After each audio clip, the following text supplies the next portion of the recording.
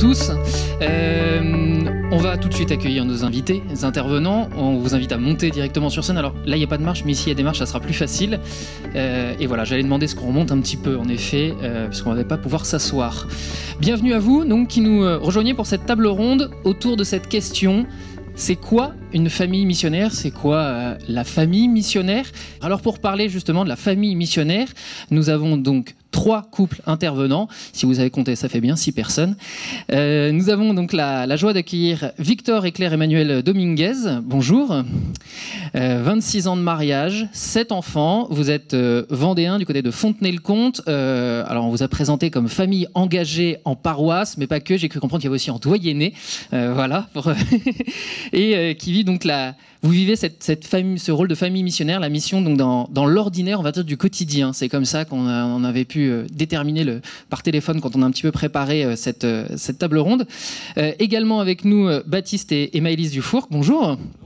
12 ans de mariage, 5 enfants, vous êtes nantais, avec un véritable appel au service que vous avez vécu jeune et qui a évolué au fur et à mesure de votre vie de fiancé, puis de couple marié, puis de parents. Et vous vous êtes retrouvés notamment pendant 6 ans à faire d'un presbytère une maison d'accueil, une maison ouverte à tous.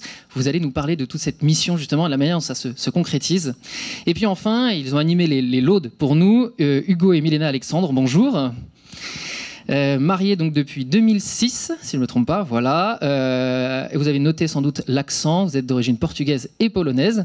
4 enfants engagés depuis 10 ans donc dans la communauté du Chemin Neuf et notamment depuis peu donc responsable de l'abbaye de Sablonceau. Vous êtes en mission en France. Voilà, alors ça c'est intéressant parce que souvent quand on parle de mission, on pense à l'étranger, mais là voilà, on a cet aspect de mission famille missionnaire en France après un périple à travers plusieurs pays. Hugo et Milena, donc je le disais, vous êtes engagés depuis donc une dizaine d'années désormais à la communauté du Chemin Neuf et vous avez aussi donc la responsabilité de l'abbaye de Sablonceau. Et alors vous m'avez dit, et ça je trouve ça très intéressant, c'est nous sommes en mission en France.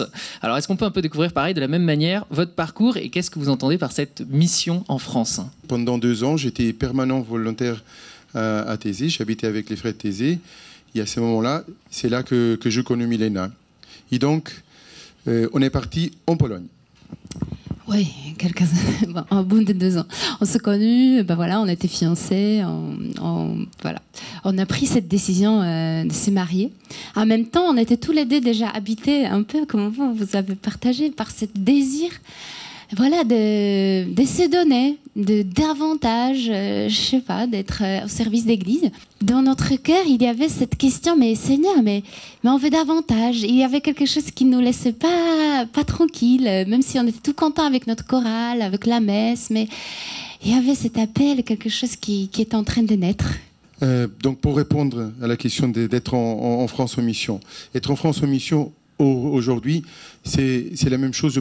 On pourrait être aussi en mission en Pologne, en Espagne, au Portugal, en Italie, où la déchristianisation elle est générale en Europe. La réalité que vous vivez ici dans l'Ouest, elle est beaucoup plus bénie que dans l'Est de la France. Et ici, on voit encore les églises remplies. Bon, il y a beaucoup de têtes blanches, mais au moins, il y a encore des têtes. Dans l'Est, par exemple, les églises sont beaucoup plus vides, les dépendances des prêtres étrangers et d'autres réalités ecclésiales sont d'urgence immédiate. Ce n'est pas d'ici à 20 ans, c'est pour demain. Qui va chanter la messe, qui va célébrer le funérail ou faire le baptême. Donc c'est une question pour nous. On a été appelés parce que le Seigneur nous a appelés, mais je suis complètement d'accord, l'Église locale, elle a besoin de familles missionnaires, pas pour d'ici 20 ans, mais pour les dimanches prochains. Adolescents, nous avons vécu deux expériences différentes de l'amour de Dieu. La première, pour moi, c'était une démarche de pardon assez importante qui a fondé ma vie de foi et qui m'a fait passer d'une foi d'enfant à une foi d'adulte.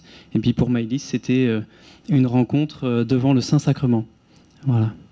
Et puis peu à peu, eh bien, on a été amené à se rencontrer dans un groupe de prière Et c'est peut-être le lieu pour nous qui a été décisif et qui a conclu un désir commun de missionner ensemble.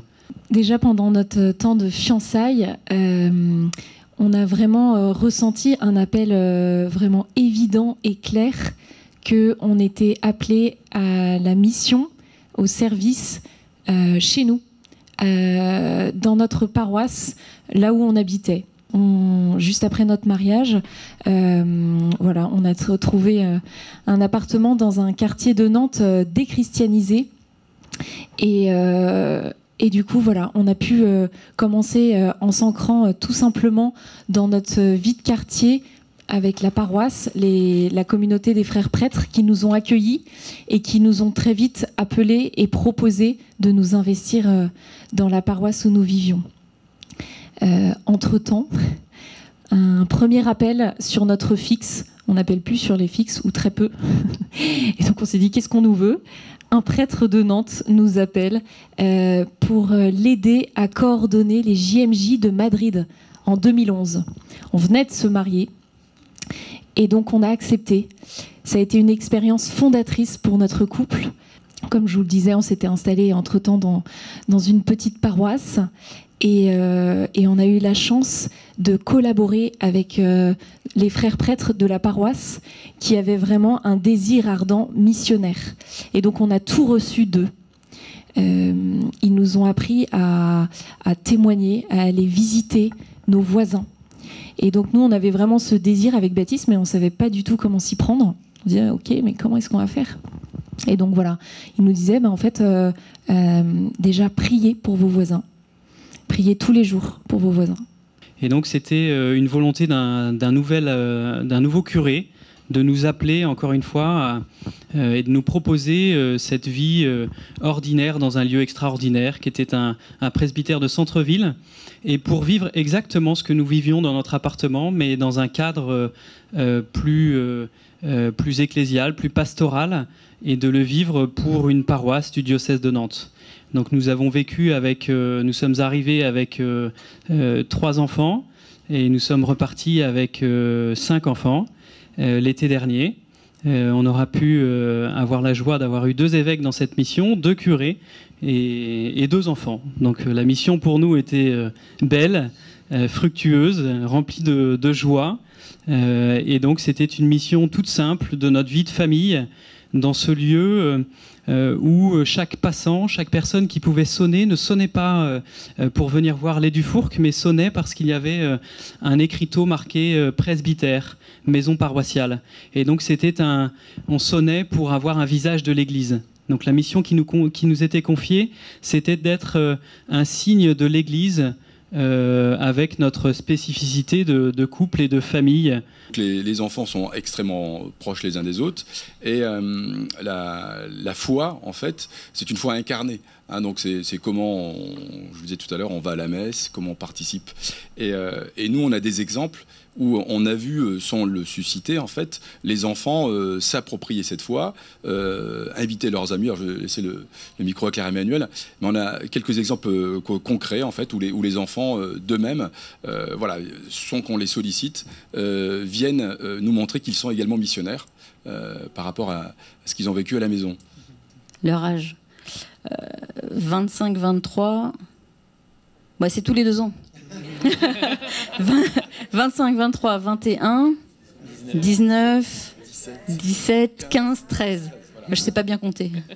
C'est intéressant parce qu'on voit comment justement ça rayonne au sein de la famille avec les enfants et comment ça porte du fruit à l'extérieur. Justement, c'est ça qui est intéressant avec ce rôle de famille missionnaire. Vous, les Dufourcq, vous avez cette particularité avec cette maison ouverte. Vous m'avez dit, de temps en temps, quand on frappait à la porte, eh ben, c'était les enfants qui ouvraient. Et c'est un côté où les enfants sont impliqués aussi dans... consciemment, directement ou indirectement, dans cette évangélisation, dans cette mission. Et ils sont vraiment un appui, une aide pour nous. On va vous donner des petits exemples. Voilà, donc quand ça sonnait, c'était la course à celui qui arrivait le plus vite à la porte pour ouvrir. Alors, avec leur petit visage tout gentil et avec leur grand sourire, en fait, ils nous aidaient vraiment dans l'accueil parce qu'on avait tous les visages qui sonnaient à notre porte.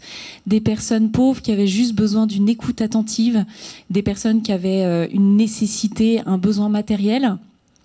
Voilà, une personne fragile de la rue, une personne très isolée qui souffre de solitude.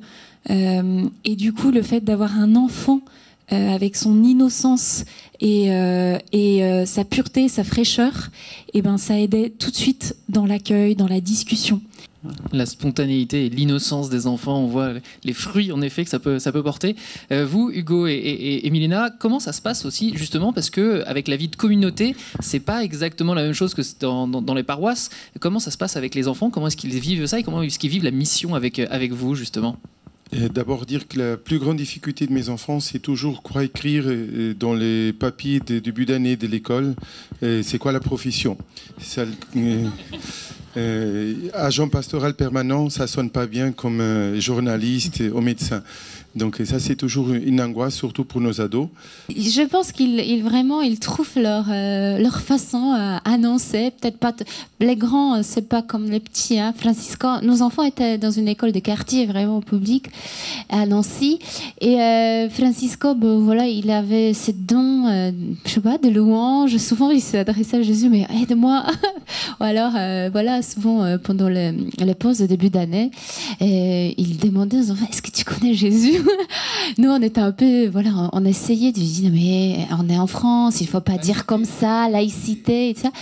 Et en fait, pas du tout. Il disait non, mais que les enfants, ils répondaient. Après, il s'est étonné. C'était comme la conversation, voilà, autour d'un jeu.